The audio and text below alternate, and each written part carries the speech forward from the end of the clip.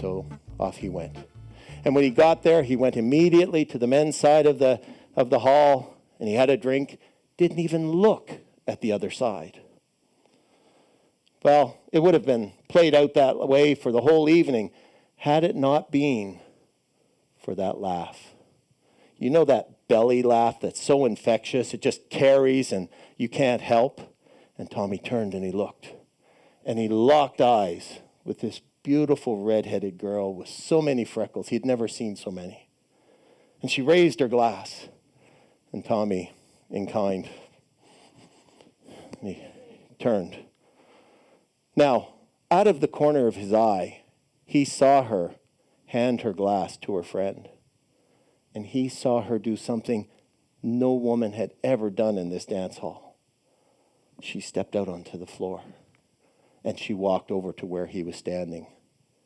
And she said, "Would you like to dance?" Now, there was nothing about Tommy that wanted to dance, but he knew what it had taken her to walk across that floor. And so he said, "All right." So out they went, and they began to dance. Now, Tommy doesn't even remember what he said, but it must have been funny because she laughed 2 or 3 times. And at the end of the evening, as he was about to make his escape, she grabbed his arm. She said, "Are you free tomorrow?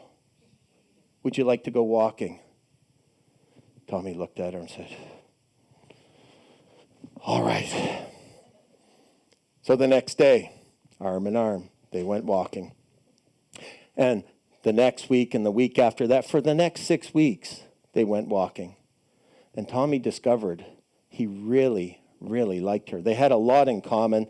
He was very comfortable around her, and she made him laugh, and he made her laugh. And so at the end of 6 weeks, he said nothing. Not because he didn't want to, but he didn't want it to end. And so 7 weeks came, and 8 weeks came, and by the 9th week, he could see she was hurt. He could see in her eyes that she was feeling used. And so he said, "Do you want to meet my father?" And she said, "I'd like that very much." So that Sunday, arm in arm, they made their way to the farm. And there was his father on the bench, hand up. "Young lady, come sit here." Tommy said, "I'll be back." He walked down. And he got his hands on that stone, and he began to shake it. And this time, I swear, he had some elevation. But he knew it was not coming out.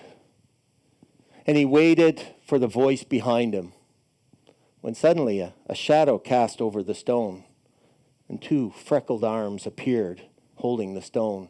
And he looked up to the most beautiful, smiling face he had ever seen.